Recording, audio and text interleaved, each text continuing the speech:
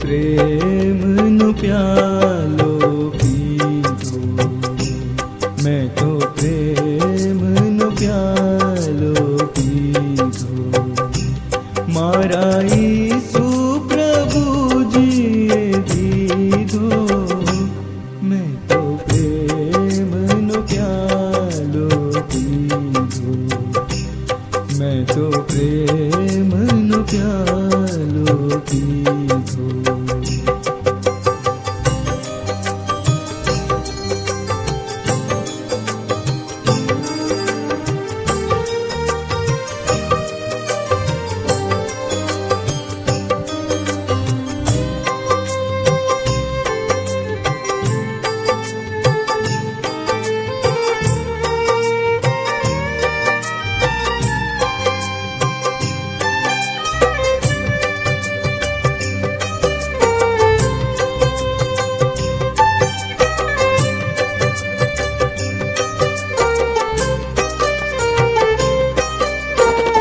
હું પાપી જન સાવન ઠારો, મોહ થકી જકડાયો રે.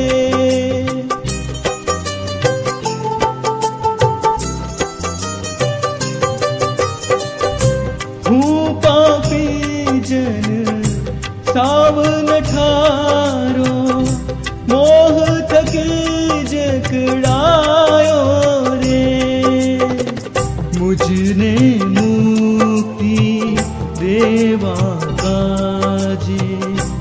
મુજને મુક્તિ દેવા કાજે અંગે અંગ ગવાયો રે.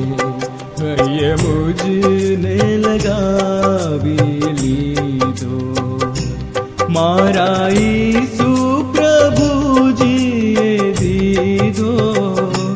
મેં તો પ્રેમનો પ્યાલો પીધો, મેં તો પ્રેમનો પ્યાલો પીધો.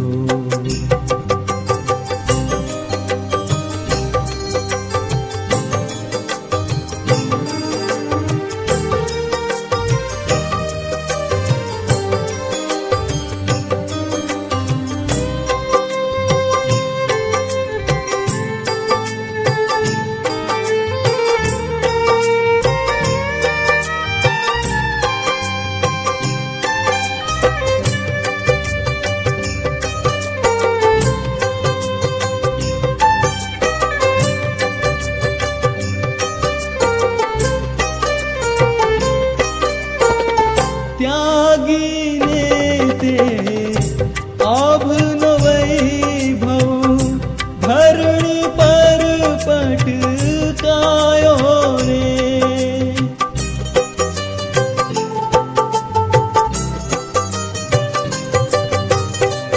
त्यागीने ते आभनो वैभव धरणी पर पटकायो.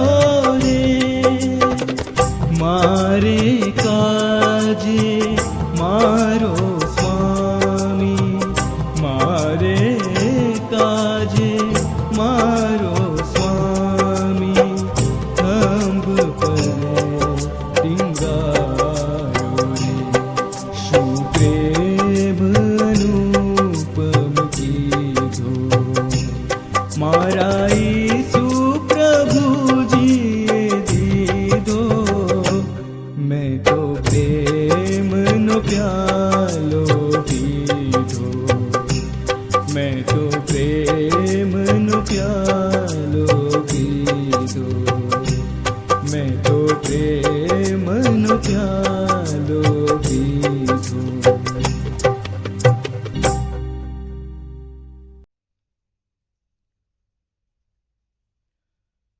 ફરી એકવાર ઈશ્વરનો આભાર માનીએ આજના આ સમયને માટે ને ખાસ કરીને રાત્રિ ઓનલાઈન બાઇબલ સ્ટડીની અંદર પ્રભુ મને ને તમને આ દિવસો દરમિયાન સહભાગી બનાવીને જે આશીર્વાદ આપી રહ્યા છે તેને માટે ઈશ્વરનો આભાર માનીએ, ઈશ્વરના નામને ધન્યવાદ આપીએ અને આપ સર્વનો પ્રભુ ઈસુ ખ્રિસ્તના વિજયવાન પ્રેમી અને ગૌરવી નામમાં આ રાત્રિ ઓનલાઈન બાઇબલ સ્ટડીની અંદર આવકાર કરતા હું આનંદ તથા હર્ષની લાગણી અનુભવું છું. જે મહત્વનો વિષય અત્યારે આપણે શેર કરી રહ્યા છીએ અને એમાં ગઈકાલે બે મહત્વના શબ્દો વિશે આપણે જોયું હતું, શીખ્યા હતા. તેને માટે ઈશ્વરનો આભાર માનીએ, ઈશ્વરના નામને ધન્યવાદ આપીએ. રિયલાઇઝેશન વિશે આપણે જોયું હતું અને ત્યારબાદ મોટિવેશન વિશે પણ આપણે જોયું હતું. ને બંને મહત્વની એ પ્રક્રિયા છે અને એ પ્રક્રિયા માનવી જીવનની અંદર, કૌટુંબિક જીવનની અંદર, તમામ વ્યવસ્થાઓની અંદર આનંદ અને આશીર્વાદ લાવનારું કારણ, કિરણ અને કેન્દ્ર બની જાય છે.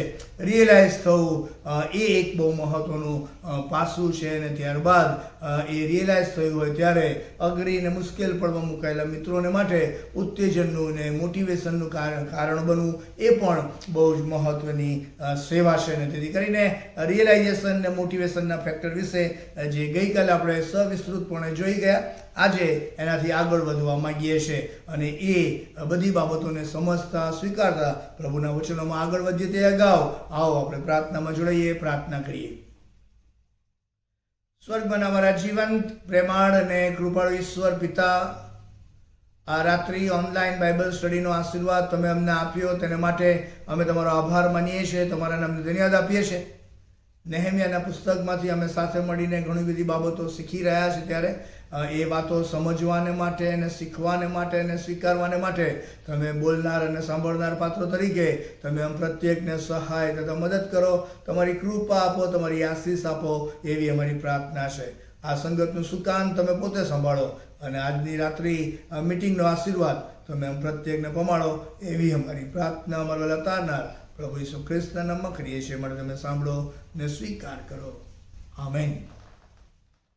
આ ઈશ્વરનો આભાર માનીએ આ નેહેમ્યાના પુસ્તકના માટે. અને બીજા અધ્યાયની અંદર આપણે જે જોયું હતું તે પ્રમાણે કે નેહેમ્યા યરુશલેમની અંદર આવે છે, અમુક મિત્રોની પસંદગી કરે છે અને પછી ઓબ્ઝર્વેશન કરવાને માટે કોર્ટનું જે ઓબ્ઝર્વેશન જે પતિત થઈ ગયેલો હતો, તૂટી ગયેલો હતો, જેના દરવાજા બાળી નાખવામાં આવ્યા હતા, એનું ઓબ્ઝર્વેશન કરવાને માટે એક્ઝેક્ટ એ નીકળી પડે છે. પોતે અભ્યાસ કરે છે. એ ડિઝાઇન, એ એન્જિનિયર પોઈન્ટ ઓફ વ્યૂ અથવા એ બિલ્ડિંગના બાંધકામના સંદર્ભમાં this is a mandatory exercise. અને એ પોતે એનો અભ્યાસ કરે છે કે ક્યાં કેવી રીતે શું કરવું, કેવી રીતે આ કોર્ટનું બાંધકામનું કાર્ય પરિપૂર્ણ કરવું. એ અભ્યાસ કર્યા બાદ બહુ મહત્ત્વની જે વાત આવે છે તે લોકોને ઇન્સ્પાયર કરે છે, લોકોને મોટિવેટ કરે છે અને રિયલાઇઝેશનના સંદર્ભની અંદર રિપોર્ટિંગ કરાવે છે અને લોકોને રિયલાઇઝ કરાવે છે અને પછી મોટિવેટ કરે છે કે ભાઈ ધીસ ઇઝ ધ સિચ્યુએશન, આ પ્રકારની આપણી પરિસ્થિતિ છે અને એ પરિસ્થિતિની અંદર મારે ને તો મારે ક્યાં સુધી રહેવાનું, ચાલો આપણે ઉઠો, બાંધીએ અને કશુંક નક્કર કરવાને માટે તેઓ આગળ વધી જાય છે અને એ મોટિવેશન આપે છે કે ભાઈ આ પરિસ્થિતિમાં આપણે બહુ લાંબુ રહેવા માંગતા નથી, આ માટે આપણે ઊભા થવું પડશે. અને પછી એ આખી પ્રોસેસની અંદર જે ઈશ્વરે જે કૃપા આપી એનો ઉલ્લેખ કરે છે, રાજા તરફથી જે આશીર્વાદો મળેલા એનો ઉલ્લેખ કરે છે અને લોકોને કહેવા માંગે છે કે ભાઈ now it is our duty, it is our responsibility to carry forward this particular vision and mission of rebuilding the wall. એ લોકો અને બિલ્ડિંગની એ પુનઃ બાંધકામની સેવાની અંદર જોડાવા માટેનું આહવાન લોકોને આપે છે. અને લોકો જે સાથે મળીને ત્યાર પછી જે મહત્ત્વની એક્સરસાઇઝ કરે છે તે આજનો બાઇબલ સ્ટડીનો મુખ્ય વિષય છે. અને તે એ છે કે એને રિપોર્ટિંગ કરી લીધું, રિયલાઇઝ કરાયું, મોટિવેટ કર્યા પછી નાવ પીપલ ટુગેધર. બાઇબલમાં લખ્યું છે એ પ્રમાણે કે તેઓએ કહ્યું કે ઉઠો, આપણે બાંધીએ. સો નાવ નેહેમ્યાનો રોલ ત્યાં પૂરો થયો. લોકોને ભેગા કરવાનો, લોકોને ઇન્સ્પાયર કરવાનો, મોટિવેટ કરવાનો, રિયલાઇઝ કરાવવાનો. અને હવે જે તબક્કો આવ્યો તે કે now it is people's turn. લોકોનો રિસ્પોન્સની વાત આવતી હતી અને people's response is ultimate and eventually the final one. અને અહીંયા તમે સક્સેસ સ્ટોરીની અંદર તમે જોશો કે નેહેમ્યાએ આ એડમિનને એક આગેવાન તરીકેની આટલી મહત્ત્વની એક્સરસાઇઝ કર્યા બાદ નાવ પીપલ્સ રિસ્પોન્સની અંદર જે મહત્ત્વની વાત આવે છે તે કે they could come together and took the decision. તેઓ બધા એકત્રિત થઈ શક્યા અને તેઓએ સાથે મળીને નિર્ણય લીધો. So the first word today I would like to share with you is decision making process. તેઓએ નિર્ણય લીધો કે ઉઠો, પછી લખ્યું છે તે પ્રમાણે કે આપણે બાંધીએ. એટલે એમાં બે શબ્દોને અહીંયા ખાસ ભારપૂર્વક રજૂ કરવામાં આવ્યા છે. ડિસિઝન મેકિંગ પ્રોસેસની અંદર બે બાબતો બહુ જરૂરી છે અને એ અહીંયા રજૂ કરી રહ્યા છે. તે બહુ સ્પષ્ટ, બધી આખી સિક્વન્સ મેં વારંવાર રિપીટ નથી કરવા માંગતો, પણ એ આખી સિક્વન્સના ગ્રાઉન્ડ ઉપર at the end of the story of Nehemiah's leadership અહીંયા એ લોકો હવે સાથે મળીને એક મનના થઈ જાય છે, એક ચિત્તના થાય છે, યુનાઇટેડલી with mutual and mature understanding. હવે તેઓ એવું કહેવા માંગે છે કે ઉઠો, તમારી આ નીરસ ને નિષ્ફળતાવાળી ને આવી અસાધારણ પરિસ્થિતિ કે જે નિરાશા તરફ લઈ જનારી છે, એવી પરિસ્થિતિની અંદર હવે આપણે બહુ લાંબુ રહેવા નથી માંગતા. એમાંથી આપણે બહાર આવવા માંગીએ છીએ, એમાંથી આપણે ઊભા થવા માંગીએ છીએ. પતિત થયેલા હોય તો શું થઈ ગયું, પણ એને પુનઃ સ્થાપિત કરવાની વાત આવે છે અને ફરીથી ઊભા થવાનો નિર્ણય તેઓ લે છે. ડિસિઝનની અંદર બે ડિસિઝન તેઓ લે છે. નંબર 1 કે આ પતિત અવસ્થાની અંદર હવે અમે રહેવા માંગતા નથી. અમે જોયું, અમે સાંભળ્યું, અમે અનુભવ્યું, અમે મહેસૂસ કર્યું, અમે રિયલાઇઝ કર્યું અને અમને ઉત્તેજન આપવામાં આવ્યું અને હવે અમે બધું જ પ્રોસેસમાંથી પસાર થયા પછી હવે અમે નિર્ણય લેવા માંગીએ છીએ. અને આજનો નિર્ણય જે અહીંયા આપવામાં આવ્યો છે તે બે નિર્ણય આપવામાં આવશે. નંબર 1 કે તેમની અઘરી, મુશ્કેલ, નિરાશાજનક, નીરસ અને નિષ્ફળતાવાળી એ અંધકારમય, એ આંસુવાળી પરિસ્થિતિમાંથી તેઓ ઊભા થવાનો નિર્ધાર કરે છે. That is the decision which is written here. ઊભા થવાનો નિર્ધાર કરવો આ બાંધકામની પ્રક્રિયાનું બહુ જ મહત્વનું પાસું છે. પછી એ વ્યક્તિ હોય, કુટુંબ હોય, મંડળી હોય, સમાજ હોય કે વ્યવસ્થા હોય. પણ જો એ બ્રોકન થયેલું છે, એ તૂટી ગયું છે, એ ભાંગી પડેલું છે અને એ ક્રશ થઈ ગયું છે ને ફરી પાછું એને જો બાંધવાને માટે આગળ વધવાનું હોય, એને રિપેર કરવાનું હોય, એને રીબિલ્ડ કરવાનું હોય, એને પાછું ઊભા કરવાનું હોય, તો this is a mandatory exercise. એ છે કે એ નિર્ધાર કરવો પડે, ડિસિઝન લેવું પડે. Decision is very important part of our Christian faith journey.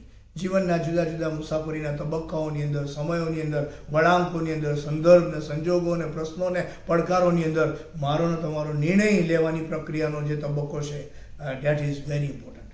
It applies to you and me all.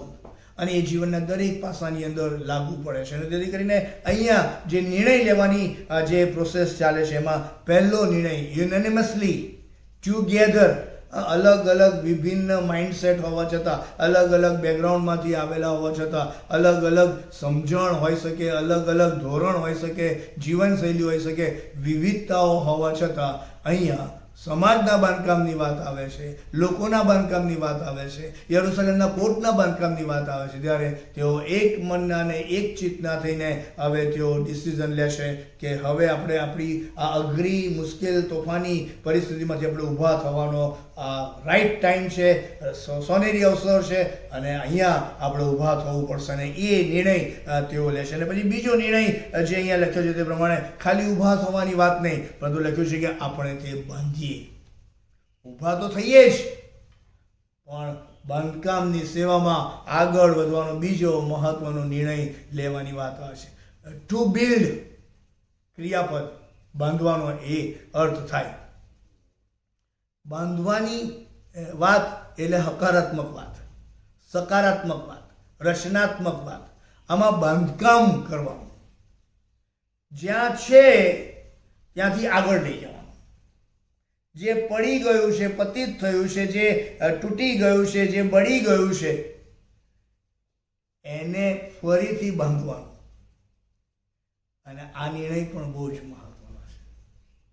સો મિત્રો, અહીંયા યરુશલેમના એ બંદીવાસમાં મુકાયેલા લોકો એટલે કે ઇઝરાયેલી લોકો પોતાના જીવનની અઘરી પળોમાંથી પસાર થયા બાદ હવે ફરી એકવાર નવી તાજગી આવે છે, નવું જોમ આવે છે, નવો જુસ્સો આવે છે અને એક નવી સમજણ સાથે, એક નવા સ્વપ્ન સાથે, એક નવા દર્શન સાથે, એક નવા મિશન સાથે એ લોકો નિર્ણય લેશે. અને નિર્ણયની અંદર જે મહત્વના બે મહત્વના પાસા અહીંયા જોવા મળે છે. નંબર 1 કે આપણે ઊભા થવું પડશે. આપણી મુશ્કેલ ને મર્યાદાવાળી ને નિષ્ફળ ને નિરાશાજનક પરિસ્થિતિમાંથી આપણે બહાર આવવું પડશે. અને એ એક નિર્ણય સ્વૈચ્છિક રીતે દરેક વ્યક્તિ પોતે લે એ બહુ જરૂરનો છે. અને એ યરુશલેમના લોકો, એ ઇઝરાયલ પ્રજા સાથે મળીને એક મનના એક ચિત્તના થઈને તેઓએ ટેકિંગ ડિસિઝન ટુગેધરમાં આ નિર્ણય લીધો કે હવે આપણે ઊભા થવા માંગીએ છીએ. Enough is enough. જે શબ્દ વારંવાર તમને સાંભળવા મળશે, બહુ થયું. નિરાશા અને નિષ્ફળતાજનક પ્રશ્નો અને પરિસ્થિતિની અંદર હવે નથી રહેવું.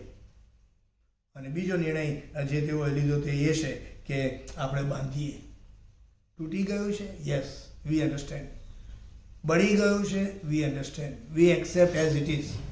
તૂટેલું છે, બળેલું છે, નાશ પામેલું છે અને એવી એ પરિસ્થિતિનો એ સ્વીકાર કરે છે. અને પછી એની અંદર નિર્ણય લેશે કે હવે આવું નહીં, હવે એને બાંધવાની વાત. So taking decision is a very important exercise in any process.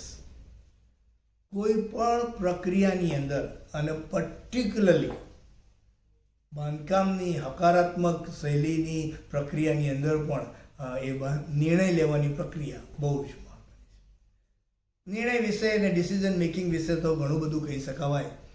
નેહેમિયાએ જે સ્ટ્રેટેજી અપનાવી નિર્ણય લેતા પહેલાં અને નિર્ણય લેવડાવતા પહેલાં, એ બધા જ એ ડિસિઝન મેકિંગ પ્રોસેસના પગથિયા છે, તબક્કા છે. પછી લિસનિંગ હોઈ શકે, સેલ્ફ એનાલિટિકલ સ્ટડી હોઈ શકે, ઓબ્ઝર્વેશન હોઈ શકે, understanding the situation of the people and the surroundings હોઈ શકે, realising and identifying the resources હોઈ શકે, રાઇટ ને ફોર્મેટની અંદર રાઇટ ઓથોરિટીની કન્સેન્ટની વાત હોઈ શકે, બ્લેસિંગની વાત હોઈ શકે, અબવ ઓલ ઈશ્વરની કૃપાની વાત હોઈ શકે, આ બધા ફેક્ટર્સની વાત આવે, પ્રેયર મુવમેન્ટની વાત હોઈ શકે. This are very very important aspects and the factors which we must consider. નિર્ણય પ્રક્રિયાની અંદર જતાં પહેલાં નેહેમ્યા કહેશે કે તમે જે કંઈ પણ નિર્ણય લો, પણ એ નિર્ણય પ્રક્રિયામાં જતાં પહેલાં તમે આ બધા જ પ્રકારના પ્રોસેસ ને પગથિયામાંથી તમે પસાર થાવ એ બહુ જરૂરનું છે. Take time, go to the grassroots level people, try sit with them, live with them, talk with them, understand them properly, one to one. સાંભળેલી વાતો પર આધાર નહીં રાખીને, પોતાની જાતને ઇન્વોલ્વ કરીને, પાર્ટિસિપેટરી અપ્રોચની અંદર તમે એકલું જ બધું પકડી ના રાખતા, તમે એક નાનકડી ટીમને તમારી સાથે રાખો અને લોકોની પાસે જાઓ અને લોકોનું સાંભળ્યા પછી, લોકોની સાંભળેલી વાતો પછી, નજરે જોયા બાદ, એનો અભ્યાસ કર્યા પછી હવે તમે નિર્ણય લીધા બાદ તમારે હવે મોટિવેટ કરીને લોકોને એ નિર્ણય લેવડાવવાનો છે. So it was the decision of not Nehemiah. ચાલો ઉઠો બાંધીએ એનો કન્સેપ્ટ જે હતો એ એક વિચાર, એક દિશા, એક દર્શન એ નેહેમ્યાએ રજૂ કરેલું, પણ ડિસિઝન તો લોકોનું હતું. People's involvement in decision making process is very very important in any level. અને અહીંયા નેહેમ્યા એક સારા બાંધકામના હિત કરવાના ઈરાદા સાથે અહીંયા આવે છે ત્યારે એ આખી પ્રોસેસની ગંભીરતા જાણે છે. એને ખબર છે કે બાંધકામની હકારાત્મક શૈલીની પ્રક્રિયા કોઈ એકલા હાથેથી ના થાય. એ તો તમારે બધાને સાથે રાખવા પડે અને સાથે સમજવા પડે, એકબીજાને સમજીને, એકબીજાને માન આપીને, એકબીજાનો સ્વીકાર કરીને, અને એ ટીમ વર્કની અંદર તમારે નક્કર કશું કરવું પડે ત્યારે કંઈક સકારાત્મક ને રચનાત્મક કામ થાય. સમાજના બાંધકામની વાત આવે ત્યારે કોઈ એક વ્યક્તિથી ના થાય, ના જ થાય. પ્રયત્ન કરો હોય તો કરી જુઓ, થોડુંક થશે ને પછી તમે અટકી જશો, નિરાશ થઈ જશો ને પછી ફ્રસ્ટ્રેટ થઈ જશો. કારણ કે બાંધકામની એ પ્રક્રિયા એ પોઝિટિવ છે, પણ હંમેશા સરળ જ હોય છે એવું માની લેવાની પણ જરૂર નથી. It is a hard exercise, it is a tough exercise. પરંતુ આવી પ્રક્રિયામાં જોડાતા પહેલાં જે મહત્ત્વની જે વાત આજે હું આપની સાથે શેર કરવા જઈ રહ્યો છું, that is to take the decision. નિર્ણય લેવાની વાત, ડિસિઝન મેકિંગ પ્રોસેસ. પછી વ્યક્તિગત જીવનમાં હોય, કૌટુંબિક જીવનમાં હોય, મંડળીના જીવનમાં હોય, ડાયોસિસની વાત હોય, સમાજની વાત હોય કે કોઈ પણ સ્તરની વાત હોય, તમારો એક એક નિર્ણય એ બહુ જ મહત્ત્વનો રોલ અદા કરે છે. નિર્ણય સાચો પણ લઈ શકાય, નિર્ણય ખોટો પણ લઈ શકાય. નિર્ણયની જ્યારે વાત આવે છે ત્યારે તમારો સાચો નિર્ણય તમને બહુ ઊંચી દિશામાં લઈ જઈ શકે તેમ છે. મારો તમારો એકાદ ખોટો નિર્ણય તમને ને મને પ્રશ્નોના વાવાઝોડાની અંદર લાવી શકે તેમ છે. તો decision making process is very important. અને માનવી જીવન યાત્રાનો જો તમે અભ્યાસ કરો તો તમને એક્ઝેક્ટ ખ્યાલ આવશે કે જેવો પહેલો દસકો માનવી જીવન યાત્રાનો પૂરો થાય એટલે બીજા દસકાની અંદર તમારે ડિસિઝન મેકિંગ પ્રોસેસના ભાગીદાર બનવું પડે. ધોરણ 10માં આવો એટલે ડિસિઝન લેવું પડે, ધોરણ 12માં આવો એટલે ડિસિઝન લેવું પડે, કોલેજમાં જાઓ, 12મા ધોરણ પાસ થયા પછી જેટલા ટકા આવ્યા હોય એ પ્રમાણે તમારે નિર્ણય લેવો પડે. કોઈ કે બી ગ્રુપ લીધું હોય, મેડિકલમાં MBBSમાં જવા ઈચ્છતો હોય, પણ જો 60% આવી ગયા હોય તો નિર્ણય બદલી લેવો પડે. ગ્રેજ્યુએશન થયા પછીના નિર્ણયો લેવા પડે.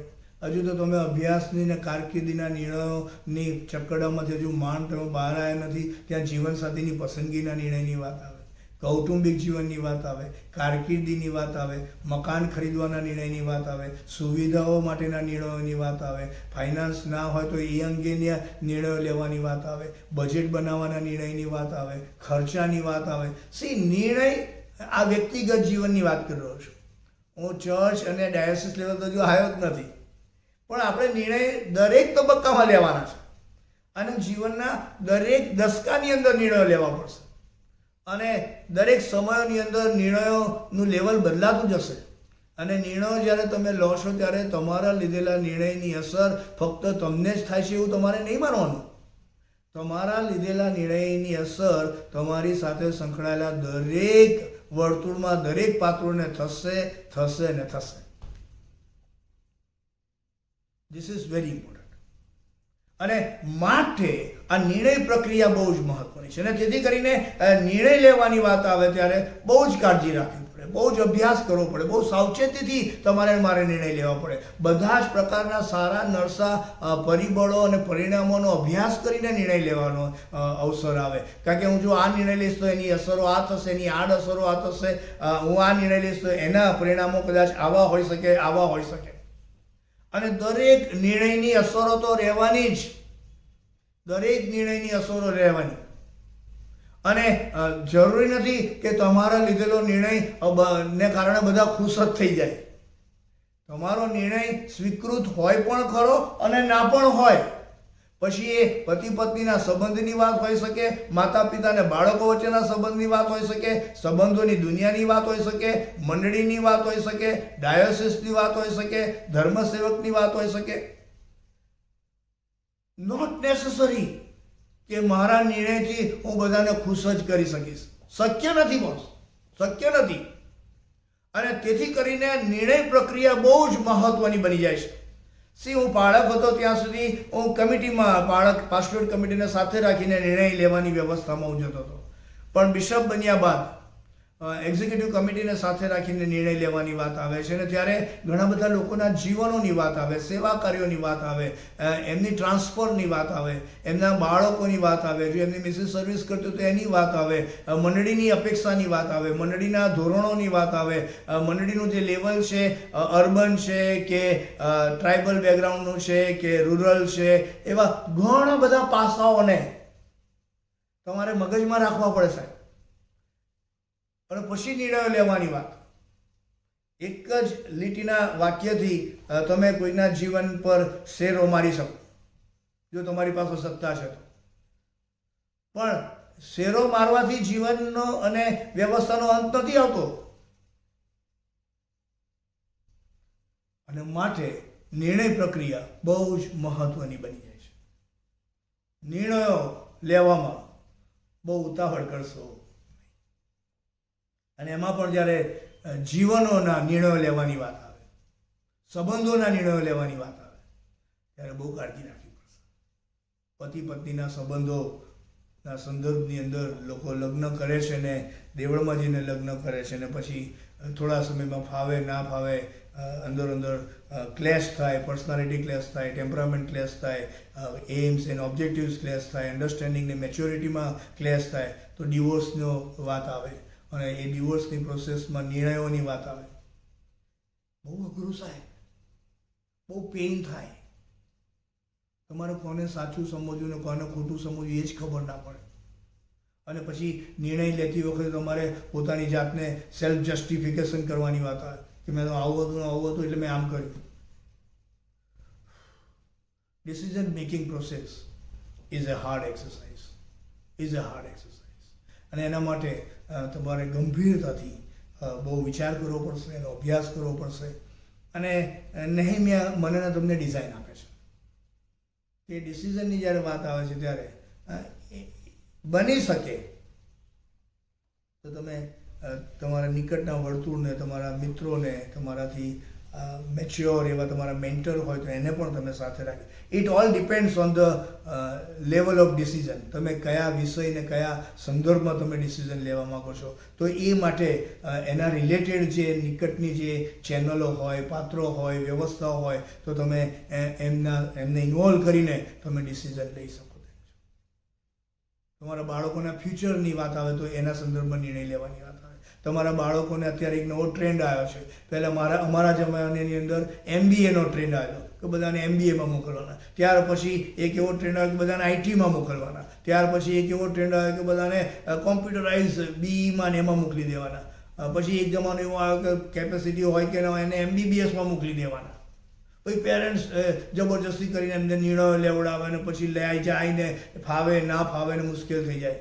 હવે એક એવો ટ્રેન્ડ આવ્યો છે કે તમારું બાળક ભણેલું હોય કે ના ભણેલું હોય પરદેશ મોકલી દેવાનું વધુ અભ્યાસ માટે. આ બધા નિર્ણય ના પ્રવર્તમાન જે પરિબળો છે ને પડકારો છે એની વાત કરી રહ્યો છું, જે અત્યારે બની રહ્યું છે એની વાત આવે છે.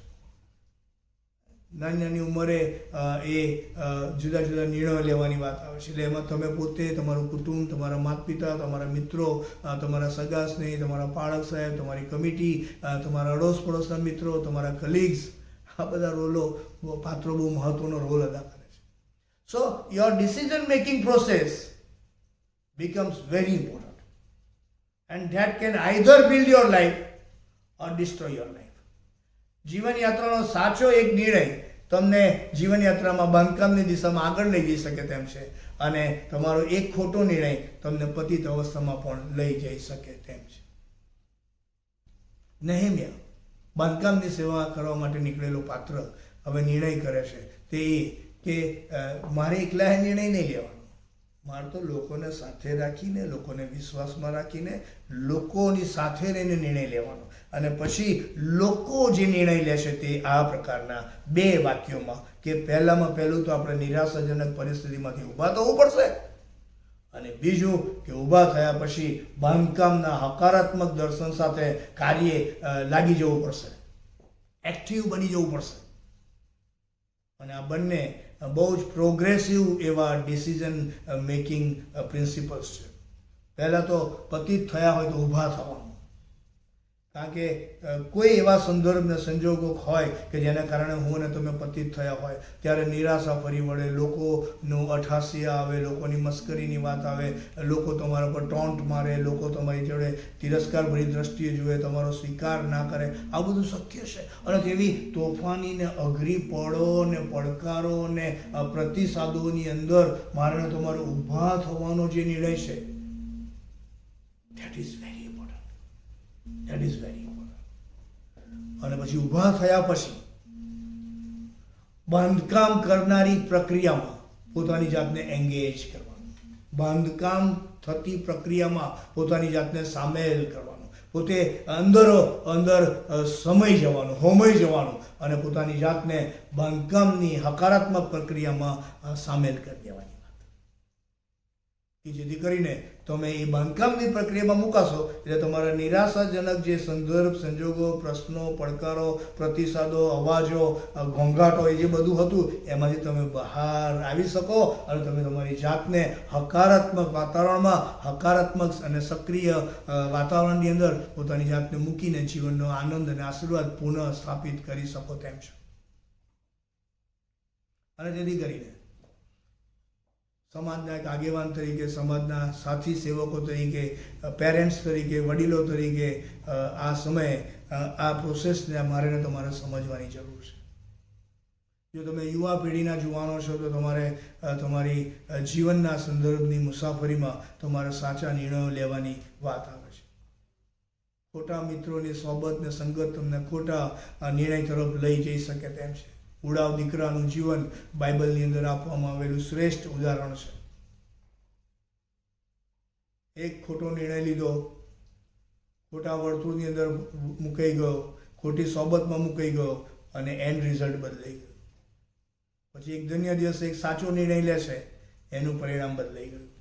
એટલે આ બહુ સીધી લીટીની વાત છે. આમાં કંઈ વધારે સમજવાની ને સમજાવવાની જરૂર નથી. પણ આ રિયાલિસ્ટિક ગ્રાઉન્ડ ઉપર ઇઝરાયલના લોકો સાથે મળીને નિર્ણય લેશે કે હવે આપણે ઊભા થઈએ અને બાંધકામની ક્રિયામાં આગળ વધી જઈએ. Decision making process. શું મિત્રો તમે આજે કોઈક એવા તબક્કાની અંદર છો કે જ્યાં તમારે નિર્ણય લેવાનો છે? વ્યક્તિગત જીવનમાં, કૌટુંબિક જીવનમાં, મંડળીમાં, ડાયોસિસમાં, તમારા વિભાગમાં, તમારી સોસાયટીમાં, તમારા કાર્યના ક્ષેત્રમાં, બિઝનેસના ક્ષેત્રમાં, વિકાસ કરવાના સંદર્ભમાં, તમારી કારકિર્દીના સંદર્ભમાં.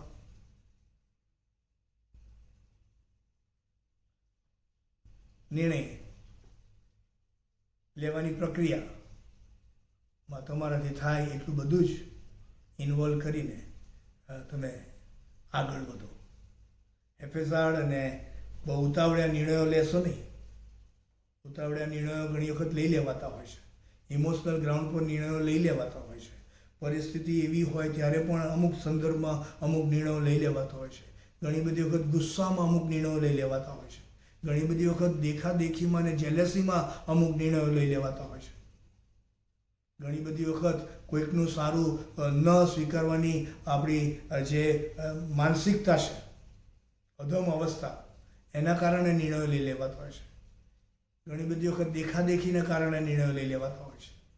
ઘણી બધી વખત પોતાની કેપેસિટી ના હોય તેમ છતાં મેળવી લેવાની ને પામી લેવાની જોરદાર તમન્ના હોય ને ઈચ્છા હોય તેના કારણે નિર્ણયો લઈ લેવાતા હોય છે.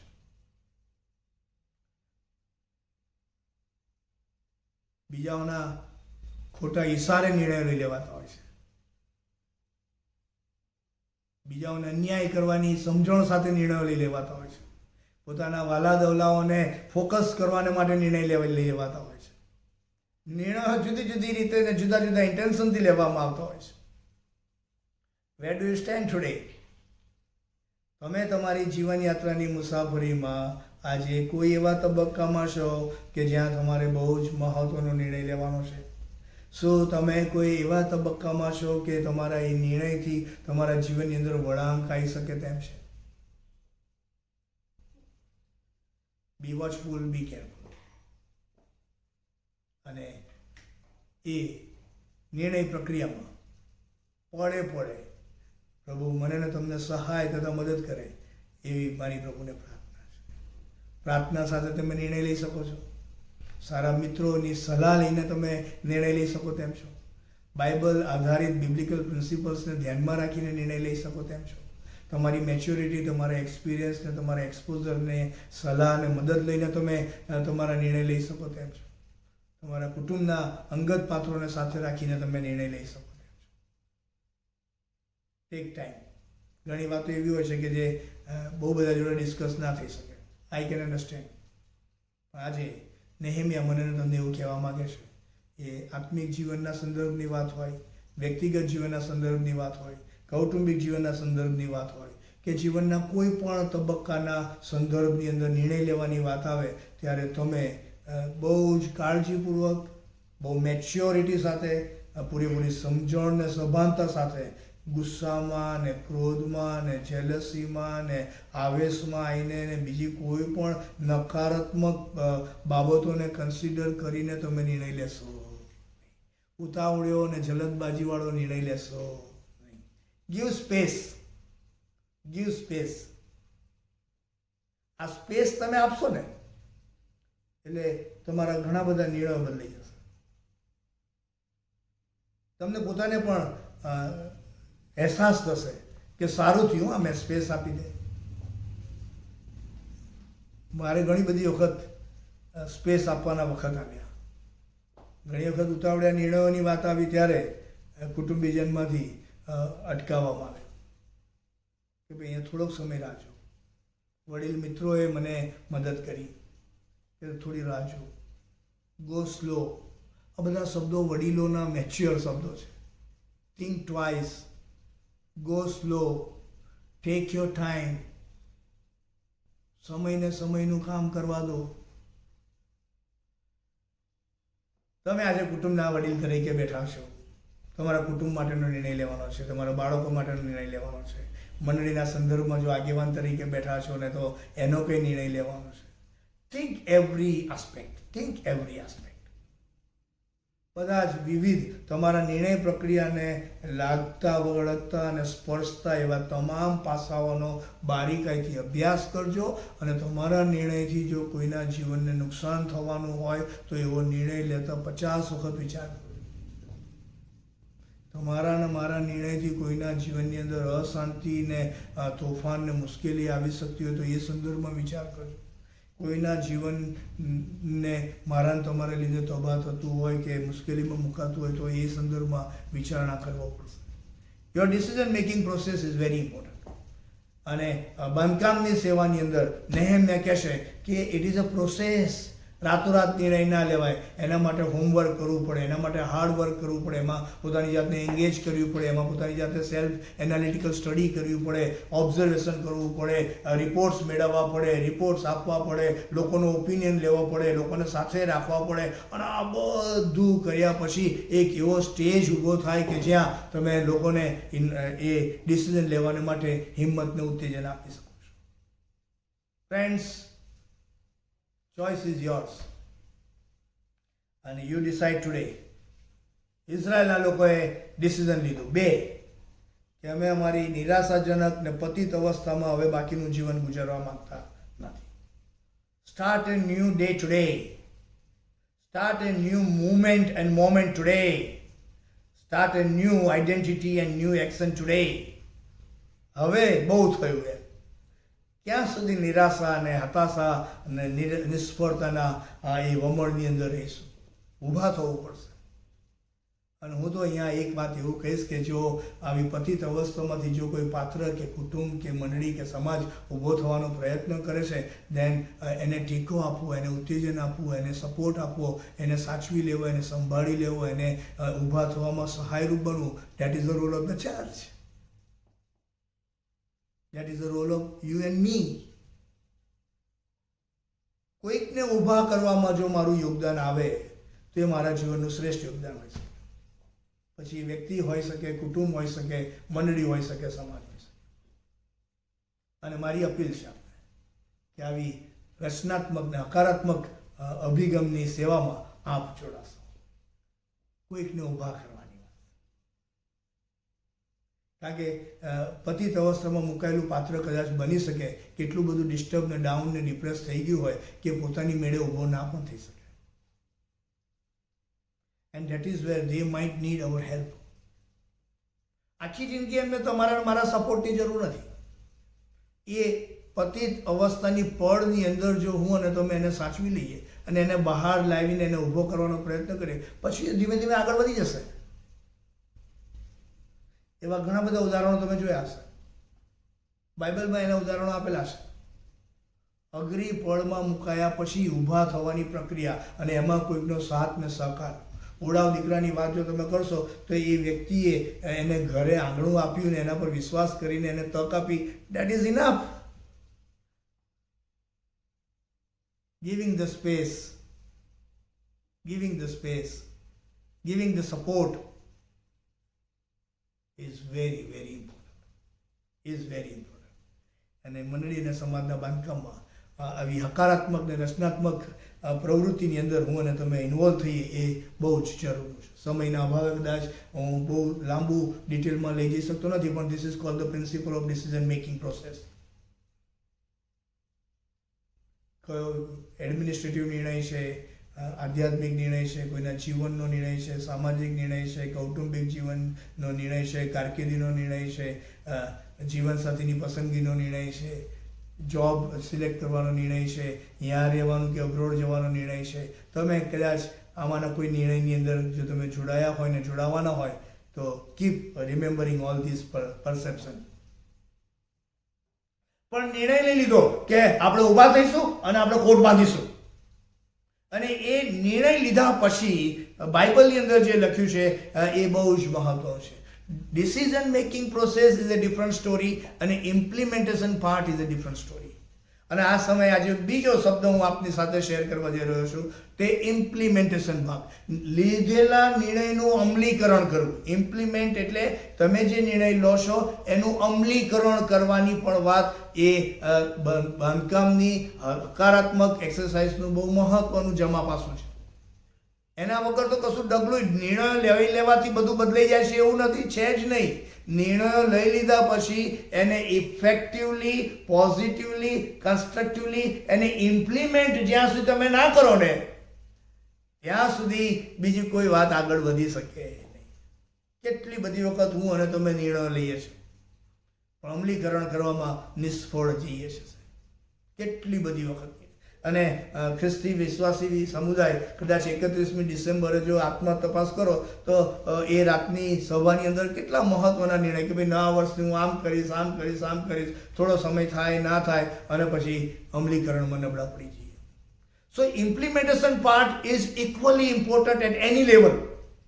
પછી એ વ્યક્તિગત જીવનના અભ્યાસની વાત હોય, કારકિર્દીની વાત હોય, સિદ્ધિઓની વાત હોય, સફળતાની વાત હોય, બિઝનેસની વાત હોય, સંબંધોની વાત હોય, કે ડાયોસિસની વાત હોય, કે મંડળી લેવલની વાત હોય, આ ઇમ્પ્લિમેન્ટેશન પાર્ટમાં અચ્છા ભલા જો કાળજી ના રાખે તો થાપ ખાઈ જાય. અને ઇમ્પ્લિમેન્ટેશન પાર્ટ જ્યારે આવે ત્યારે બહુ કાળજી રાખવી પડતી હોય છે. કારણ કે તમે જે નિર્ણય લીધો છે, જે ડિઝાઇન તમે પસંદ કરી છે, એને અનુરૂપ પાછું કરવું થવું જોઈએ ને કરવું પડે. This is very important. અને અહીંયા બાઇબલમાં લખ્યું છે, હું વાંચું છું એટલે તમને ખ્યાલ આવે. અને એમ ચાલો ઉઠો આપણે બાંધીએ એ ડિસિઝનના સંદર્ભમાં એમ તેઓએ એ સારું કાર્ય ઉમંગથી શરૂ કર્યું. ઉમંગ એટલે આનંદ, હર્ષોલ્લાસ સાથે, આનંદ સાથે. કારણ કે બધા લોકો એકત્ર થઈ ગયા, બધા એક મનના ને એક ચિત્તના થઈ ગયા. અને જ્યારે બધા એક મનના ને એક ચિત્તના થઈને કોઈ કાર્ય કરે, એકતાના બંધનની અંદર આવીને કોઈ કાર્ય કરે, એટલે એનું પરિણામ આનંદ, ઉલ્લાસ ને ઉમંગ. એકતાના બંધનની અંદર આવીને જ્યારે કોઈ પણ કાર્ય કરે, પછી એ વ્યક્તિગત જીવનની વાત હોય, કૌટુંબિક જીવનની વાત હોય, મંડળી કે સામાજિક, ત્યાં ઉમંગ જ પરિણામ આવે. અને ઉમંગ જ આજુબાજુ છવાઈ જાય, આનંદ ને ઉલ્લાસ છવાઈ જાય. That is the sign of that particular exercise. કે જ્યારે લોકો એક થઈને, એક મનના અને એક ચિત્તના થઈને એ જે નિર્ણય લીધો છે એનું અમલીકરણ કરવા તરફ ઉમટી પડે, ત્યારે પરિણામે તમને એ કાર્ય કરતી વખતે આનંદ, હર્ષ, ઉલ્લાસ અને ઉમંગનો માહોલ ને વાતાવરણ તમને આજુબાજુ જોવા મળશે. આનાથી સહેજ જો નકારાત્મક રીતે વિચારવું હશે તો આ રીતે વિચારાય કે તમારા નિર્ણયની અંદર જો બધા સંમત ના હોય અને એ નંબર ગેમ પ્રમાણે નિર્ણય લેવાતો હોય તો 6 જણા હા પાડે ને 3 જણા ના પાડે, એટલે 3 જણા નકારાત્મક થઈ ગયા. બની શકે જો મેચ્યોર હોય તો એ લોકો એવું સ્ટેન્ડ લે કે ભાઈ ભલે અમે અમારા માનસિકતાથી એમાં સંમત નથી, પણ અમે એ કાર્યને અટકાવીશું નહીં. પણ જો ઇમેચ્યોર હોય તો સાહેબ તમારા એક એક ડગલે તમને એ લોકો પ્રશ્નો કરવાના. એમને તમારા કાર્યો અને તમારી હવે પછીની મુસાફરીને એ લોકો નકારાત્મક અભિગમ અને નકારાત્મક વિચાર અને નકારાત્મક ચશ્માથી જ જોવાનો પ્રયત્ન કરશે. અને એમાં એ લોકો નકારાત્મક જ પછી પરિણામો અને વાક્યો લઈ આવશે. અને તમારું સારું કાર્ય, સારો લીધેલો નિર્ણય એ આનંદના બદલે આવા કચકચના વાતાવરણમાં ટ્રાન્સફર થઈ જશે, ટ્રાન્સફોર્મ થઈ જશે. અને કચકચ્યું માહોલ તમારા જીવનને, તમારા ધ્યેયને, તમારા દર્શનને, તમારા ગોલને વધારે ધીમું પાડી દેશે. તમને ડિસ્ટર્બ કરી નાખશે, તમને ડિપ્રેસ કરી નાખશે. અરે આ શું! અને આખી સરળ, સહજ, હકારાત્મક શૈલીની બાંધકામની પ્રક્રિયા એ ક્રશ થઈ જશે. ના તેઓ આગળ વધશે, ના તમને આગળ વધવા દેશે. એટલે સરવાળે નુકસાન મને ને તમને, આપણા બધાને થશે. સરવાળે નુકસાન આપણા બધાને થશે. અને આ પ્રવર્તમાન આપણા સમાજના માટે બહુ ગંભીર ચેતવણી છે.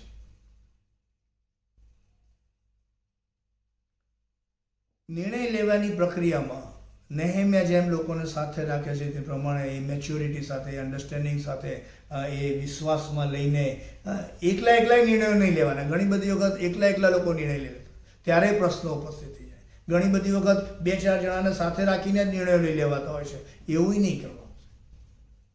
અને પછી એનું અમલીકરણ કરવાની વાત આવે ત્યારે ઘણી બધી વખત એમાં ડિસ્પ્યુટ થઈ જાય. ઘણી બધી વખત એમાં 2-3 ભાગની અંદર લોકો વહેંચાઈ જાય. અને પછી એ વહેંચાતા જાય, મોટા ભાગના કટકા થઈ જાય. અને ભવિષ્યમાં લાંબા સમયગાળામાં એ એના ચૂરે ચૂરા થઈ જાય, ક્રોસ થઈ જાય, સાહેબ હતું ન હતું થઈ જાય. એટલે આશીર્વાદિત અવસરો એ આંસુઓમાં એ ટ્રાન્સફર થઈ જાય. નેહેમ્યા કહે છે, પ્લીઝ ડોન્ટ ડુ ધેટ. આગેવાન છો, કુટુંબના, મંડળીના, ડાયોસિસના, સમાજના, તો તમે નિર્ણય લેતી વખતે કાળજી રાખજો, એટલું જ નહીં, પરંતુ જો નિર્ણય લેવાય છે ત્યારે તમે લોકોને વિશ્વાસમાં લઈને એમને સાથે રાખીને તમે આગળ વધજો. અને જ્યારે તમારે સાથે રહેવાનો અવસર આવે તો તમે સાથે રહેશો. બહુ કચકચ ના કરતા સાહેબ. નાની વાતોમાં કચકચ કરીને પોતાના જીવનને બરબાદ કરવું અને બીજાઓના જીવનને બરબાદ કરવું અને પછી સારી હકારાત્મક શૈલીની રચનાત્મક પ્રવૃત્તિ થતી હોય એને અટકાવી દેવી, આ કયા પ્રકારનું જીવન?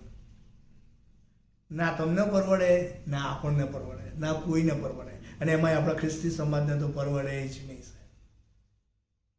નાના વર્તુળોની અંદર વહેંચાઈ ગયેલા હું અને તમે ક્યાં સુધી વર્તુળોમાં રહીશું?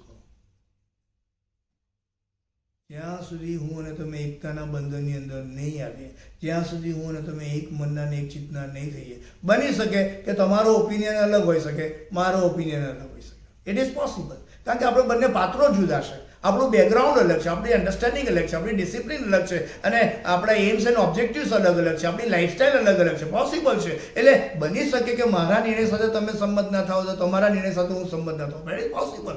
કુટુંબની અંદર પણ આવું થાય છે, મંડળીમાં પણ આવું થાય, ડાયોસિસમાં આવું થાય, સમાજમાં આવું થાય. પણ પછી જ્યારે સમાજના હિતની વાત આવે ત્યારે તો સાથે થઈ જવું પડે ને સાહેબ. કોમન ગોલ તો હોય, કોમન અન્ડરસ્ટેન્ડિંગ હોય. With our differences also we can support.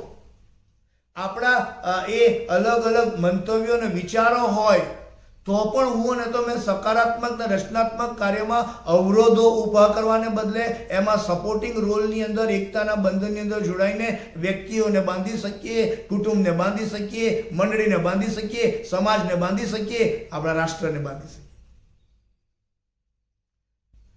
Israel લોકો તો ઈશ્વરની પસંદ કરેલી પ્રજા હતી. ઇઝરાયલ લોકોને તો ઈશ્વરે અદ્ભુત અને અજાયબ જેવા આશીર્વાદો આપેલા, પણ એમના એ આશીર્વાદોવાળા દૂધ મધની રેલછેલવાળા સંદર્ભ ને સંજોગોવાળા જીવનમાંથી તેઓ એ બંદીવાસના અને પતિત થયેલા સંદર્ભની અંદર આવી ગયા. ત્યારે પણ પ્રભુ એમના પર પ્રેમ રાખે છે, એમના પર કૃપા કરે છે, અને પછી એવા અઘરા સંદર્ભની અંદર અહીંયા આવે તેઓ એક મનના થાય છે, એક ચિત્તના થાય છે. અને પછી તેઓએ જે નિર્ણય લીધેલો, એ નિર્ણય લીધેલા કાર્યની શરૂઆત તેઓએ એ સારું કાર્ય લખ્યું છે. સારો નિર્ણય લીધેલો એટલે લખ્યું સારું કાર્ય. સારા નિર્ણયો લેવા બહુ મહત્વના છે જીવનમાં, અને સારા કાર્યના લેવાયેલા નિર્ણયોની જ્યારે વાત આવે અને એક મનના એક ચિત્તના થઈને લીધેલા નિર્ણયોની વાત આવે ત્યારે એનું એન્ડ રિઝલ્ટ આનંદ, ઉલ્લાસ, હર્ષ અને ઉમંગના વાતાવરણમાં રૂપાંતરિત થઈ જાય છે. અને ઇઝરાયલ પ્રજાએ એ ઊભા થવાનો નિર્ણય અને કોટ બાંધવાનો નિર્ણય એ સારો નિર્ણય હતો, એ હકારાત્મક નિર્ણય હતો, અને એક મનના એક ચિત્તના થઈને લીધેલો નિર્ણય હતો. કોઈ વન મેન શો ન હતો, કોઈના પર ઠોકી બેસાડેલો નિર્ણય ન હતો, અને માટે તેઓએ એ કાર્ય ઉમંગથી શરૂ કર્યું.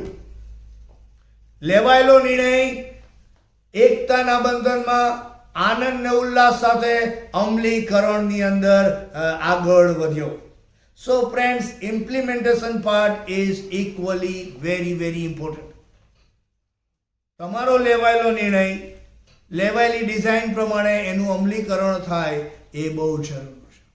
અમલીકરણમાં તમારે પોતે ઇન્વોલ્વ થવું પડે, અથવા તો રિલેટેડ જે ફિલ્ડના જે તે સક્ષમ વ્યક્તિઓ હોય, પાત્રો હોય, એમને ઇન્વોલ્વ કરવા પડે, તમારી ટીમને ઇન્વોલ્વ કરવી પડે, તમારા કુટુંબને ઇન્વોલ્વ કરવું પડે, તમારા આગેવાનોને ઇન્વોલ્વ કરવા પડે. It is possible. You have to involve people, without which you cannot go for the principal of implementation. તમારે વ્યક્તિને, કુટુંબોને, લોકોને ઇન્વોલ્વ કરવા પડશે તો જ તમે અમલીકરણના સિદ્ધાંતની અંદર આગળ વધી શકો. પ્રિન્સિપલ ઓફ ઇમ્પ્લિમેન્ટેશન, આ બધા શબ્દો માનવી જીવનની શૈલીની સાથે સંકળાયેલા છે, માનવી જીવનના સંબંધોની સાથે સંકળાયેલા છે, માનવી જીવનના વ્યવહારોની સાથે સંકળાયેલા છે, માનવી જીવનના એક એક પગથિયે, એક એક દશકે આવતા એ ધોરણો, માપદંડો અને એ સંદર્ભ ને સંજોગોની સાથે સંકળાયેલા છે. આ બધું તો હું અને તમે કરીએ જ છે. એવો કોઈ નિર્ણય કે જેનું હજુ અમલીકરણ કરવાનું બાકી છે? રાઇટલી ને ટાઈમલી થાય એ જરૂરનું છે. નેહેમ્યા રાજાની પરવાનગી સાથે યરૂશાલેમમાં આવે છે, લોકોની સાથે રાખે છે, વિશ્વાસમાં લે છે, લોકોને અહેસાસ કરાવે છે, લોકોને રિપોર્ટ કરે છે, લોકોને અન્ડરસ્ટેન્ડિંગ આપે છે, લોકોને મોટિવેટ કરે છે, ઇન્સ્પાયર કરે છે, લોકોની સાથે નિર્ણય લેવડાવે છે. અને પછી લોકો સાથે મળીને they together take this decision and start implementing the decision. નિર્ણય લેવો એક અલગ પ્રોસેસ છે અને લેવાયેલા નિર્ણયનું અમલીકરણ કરવું એ બીજી પ્રોસેસ છે. Implementation part is very, very, very important. અને તમે જ્યારે અમલમાં મૂકવા જાઓ છો ત્યારે અમલમાં મૂકવું અને અમલમાં જ્યારે મૂકો છો ત્યારે જે લોકો તમારી સાથે હોય છે એને સાથે રાખવા, એને મેનેજ કરવા, એને સંભાળવા, એમને હિંમત આપવી, એમને ઉત્તેજન આપવું, એમને રિસોર્સ પૂરા પાડવા, એમને ફેસિલિટી આપવી, એમને ઓપોર્ચ્યુનિટી આપવી, that is equally important. That is equally important. નહીં તો પછી થોડુંક આગળ જશે ને પ્રશ્નો થશે. તમે એમાં એક જ ને ફોકસ કર્યા કરો ને એકને જ પછી આપ્યા કરો તોય નહીં મેળ પડે. ત્યાં તમારે બેલેન્સ, મેચ્યોર, મ્યુચ્યુઅલ અન્ડરસ્ટેન્ડિંગવાળી પોઝિટિવ લીડરશિપનું ધોરણ લાવવું પડશે. ત્યારે બાંધકામના કાર્યો થાય. આમાં ગણિત નહીં લાવવાના, આમાં વર્તુળો નહીં લાવવાના, આમાં વાલા દવલાનો કન્સેપ્ટ ના હોય. This is very important. Implementation પાર્ટની જ્યારે વાત આવે ત્યારે તમારા ધોરણો બદલાઈ જશે, તમારી સેવાઓ બદલાઈ જશે, તમારા એ ચોક્કસ પ્રકારના જે કાર્યો જે છે જવાબદારીના એ પણ બદલાઈ જશે. આમાં નેતાગીરીનો રોલ પછી ત્યાં આવશે, કારણ કે તમે એવા લોકોને સાથે રાખીને તમારા નિર્ણયનું અમલીકરણ કરવા લઈ જાઓ છો કે જેઓ અલગ અલગ બેકગ્રાઉન્ડમાંથી આવે છે, જેઓની માનસિકતા અલગ છે, જેઓનો જીવનનો ઉછેર અલગ જગ્યાએ થયો છે, જેઓની સમજણ અલગ હોય, જેઓનું ધોરણ ને જેઓનો અભ્યાસ અલગ હોય, તેમના તાલંતો અલગ હોય, એમની જે રુચિ છે એ અલગ હોય. બની શકે, કારણ કે દે આર ડિફરન્ટ. અને આવા વિવિધતા સભર પાત્રો અને બેકગ્રાઉન્ડમાંથી આવતા લોકોની સાથે રહીને તમારે કામ કરવું ને કરાવવું હોય એટલું સહેલું તો નથી, એટલું સહેલું નથી. અને જ્યારે તમે કોઈ સારું કામ કરવા જાઓ છો એટલે બધું સારું થઈ જશે ને બધું સરળતાથી પૂરું થઈ જશે એવું માનતા હોય તો એવું નથી. જરૂરી નથી કે તમારા દરેક સારા કામનો લોકો અંગીકાર જ કરે, જરૂરી નથી. તમારા સારા કામનો લોકો તમને અપ્રિશિએટ જ કરે, જરૂરી નથી. આમ પણ આપણા સમાજમાં અપ્રિશિએશનનો સ્પિરિટ બહુ નબળો જોવા મળે છે. કોઈકને ઉત્તેજન આપવું એ બહુ ઓછું જોવા મળે છે. કોઈ સારું કામ કરે તો ઉત્તેજનના 2 વાક્યો બોલવા જોઈએ, લખવા જોઈએ. ઉત્તેજનના વાક્યો આમાં ખોટું કરે તો કેટલું બધું લખી નાખે. આપણે તો બાંધકામમાં જોડાયેલા છે અને બાંધકામના પાત્રો છે. પ્રભુએ મને તમને બાંધકામની સેવાને માટે પસંદ કર્યા છે, તેડું આપ્યું છે, અલગ કર્યા છે, જવાબદારી સોંપી છે. એટલે બાંધકામ જ કરવાનું છે અને બાંધકામ કરનારાએ પોતાનું 100% કોન્સન્ટ્રેશન બાંધકામની ક્રિયામાં જ કરવાનું છે. એમાંથી ડાયવર્ઝન થવું એટલે જીવનનો આનંદ અને આશીર્વાદ ગુમાવવો. અને અહીંયા નેહેમ્યા અને ઇઝરાયલના લોકોએ સાથે મળીને જે નિર્ણય લીધો તે નિર્ણય પ્રમાણેનું કાર્ય તેઓએ આનંદથી, ઉલ્લાસથી, હર્ષના નાદ સાથે, ઉમંગથી એ શરૂ કર્યું. It is the beginning of the good work. સારા કામનો શુભારંભ થયો. એમની મુશ્કેલ, એમની અઘરી, એમની નિરાશાજનક, એમની પતિત એવી વ્યવસ્થાની અંદર હવે એક એવી પળ આવી, એક એવો સમય આવ્યો કે જ્યાં આનંદ થઈ રહ્યો. હવે પતિત થયેલા લોકો ઊભા થઈ ગયા, પતિત થયેલા લોકો, વિચ્છેદ થયેલા લોકો, નાસીપાસ થયેલા લોકો એકતાના બંધનની અંદર આવી ગયા. એકતાના બંધનની અંદર આવીને હવે એ લોકો એમ કહે છે કે હવે તમે સાથે મળીને ઊભા થવાના, સાથે મળીને જે તૂટેલું છે એને બાંધવાના છે. અને માટે એકતાના બંધનથી બંધાયેલા લોકો સાથે મળીને એ કાર્યની શરૂઆત ઉમંગથી કરી નાખે છે. ઉમંગથી કાર્યની શરૂઆત. તમે જે કાર્ય કરો એ ઉમંગથી કરજો સાહેબ, આનંદ ને ઉલ્લાસથી કરજો. કમ અને ના કરતા મજા નહીં આવે, તમને સંતોષ નહીં થાય અને તમારી કાર્યક્ષમતા પ્રમાણે કાર્ય પણ નહીં થાય. એટલે તમે નાનું મોટું કામ કેટલું મોટું છે, સેવા કેટલી મોટી છે, મંડળી કેટલી મોટી છે, એના પર ફોકસ ના કરતા તમે જે કામ કરો છો એ કામમાં તમારું 100% ઇન્વોલ્વમેન્ટ આનંદ, હર્ષ, ઉલ્લાસ અને ઉમંગથી થાય એ બહુ જરૂરી છે. આનંદથી કાર્ય કરનારાઓને તમે જોયા હશે.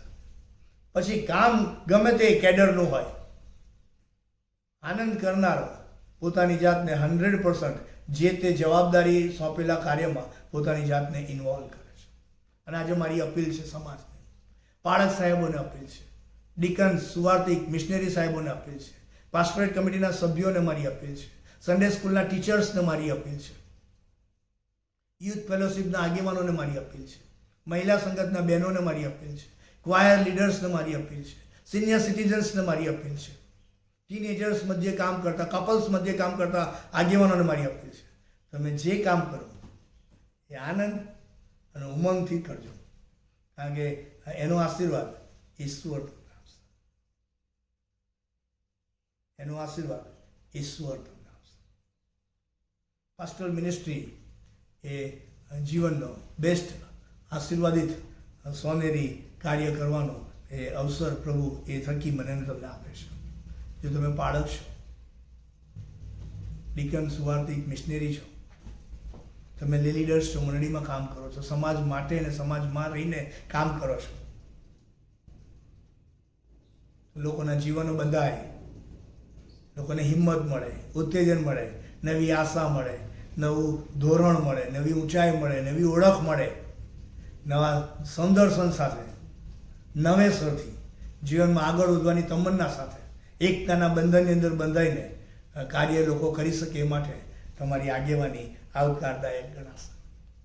અને માટે તમારો રોલ બહુ જ મહત્વનો છે. ત્યારે મારી આપને અપીલ છે કે તમે જે કંઈ પણ કામ કરો એ આનંદ, ઉલ્લાસ, ઉમંગથી કરો એવી મારી આપને.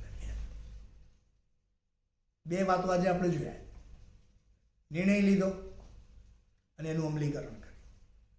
Decision making and implementation, which is very important in our personal life, in our family life, in our church life, in our diocese life, community life. આપણા સંબંધોની દુનિયામાં બધામાં આ બંને પાસા બહુ જ મહત્વના છે. અને ઘણી બધી વાતો મેં આપની સાથે શેર કરી છે. હકારાત્મક શૈલીમાં વિચારીને, સાંભળીને, રાઈટ નિર્ણય લઈને આવો જીવનમાં આગળ વધીએ, એમાં મારું ને તમારું બધાનું હિત સમાયેલું છે. પ્રભુ એમ કરવાને માટે પહેલાં મને, પછી આપને, આ પણ સર્વને એક સરખી રીતે સહાય તથા મદદ કરે. પ્રાર્થનામાં જોડાઈએ. પ્રાર્થના. જીવનના સ્વામી લોકોએ સાથે મળીને એકતાના બંધનમાં બંધાઈને નિર્ણય લીધો કે હવે અમે નિરાશામાં બેસી રહેવાના નથી, પણ તેની સામે લડીને, તેની સામે ઊભા થઈને બાંધકામની એ હકારાત્મક પ્રક્રિયામાં અમે અમારી જાતને એંગેજ કરવા માંગીએ છીએ. અને એ મહત્ત્વના લીધેલા નિર્ણયનું અમલીકરણ કરવાને માટે તેઓ સહિયારા પ્રયાસમાં આગળ વધે છે. પ્રભુ અમારા જીવનમાં પણ તમે અમને સહાય તથા મદદ કરજો, તમારી કૃપા આપજો, તમારી આશીષ આપજો. પિતાજી, હવે પછીની જીવનયાત્રામાં આજથી અમારા જીવનમાં, વ્યક્તિગત જીવનમાં, કૌટુંબિક જીવનમાં, મંડળીને, ડાયોસીસને, સમાજને, જુદા જુદા સ્તરે અમારા સંબંધોની અંદર, સેવાઓમાં તમે અમને તમારી કૃપા આપજો. સાચો નિર્ણય લઈને તેનું સાચી રીતે હકારાત્મક શૈલીમાં અમલીકરણ કરવાને માટે તમારી સહાય અમને આપજો. અને પિતાજી જીવનયાત્રામાં અત્યાર સુધી જો જાણતા તમારા ધોરણોને ધ્યાનમાં નહીં રાખીને અમે જો ભૂલો કરી છે, પાપો કર્યા છે, તમારાથી દૂર ગયા છે, તો પ્રભુ તમે અમને આજે માફ કરો. સાચા નિર્ણયો લેવા માટેની કૃપા આપો અને નિર્ણયો લઈને જીવનમાં તમારી સહાય અને સામર્થ્ય થકી તમારી સેવા અને સાક્ષીને કાજે બાકીનું જીવન અમે તમને સમર્પિત કરીને બાકીનું જીવન ગુજારી શકીએ એવી આશીષ અમને આપજો. ઈસુ પ્રભુના નામમાં માંગીએ છીએ, મતલબ સાંભળો અને સ્વીકાર કરો. આમેન. હવે આપણા તારનાર પ્રભુ ઈસુ ખ્રિસ્તની કૃપા, ઈશ્વર પિતાનો પ્રેમ અને પ્રભુ પવિત્ર આત્માની સંગત આ પણ પ્રત્યેકની સાથે તેના વાલા સર્વ લોકની સાથે હમણાંથી સદા સર્વકાળ સુધી હોજો. આમેન. પ્રભુનું વચન કહે છે, જો આજ તમે તેની વાણી સાંભળો તો કેવું સારું. ધીરજલાલ એમ ગુર્જર રચિત ભજન સંગ્રહનું ગીત 276 ઈસુના ધીરા મીઠા પ્રેમનો અવાજ સંભળાવે છે.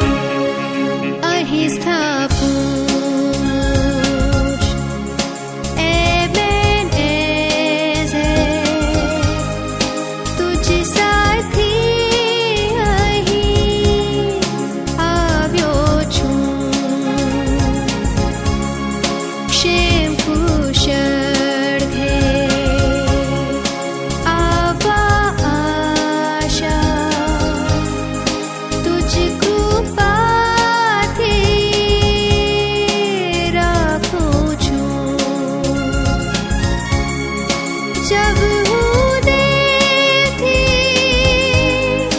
भटके हाथों, तब यीशुए छे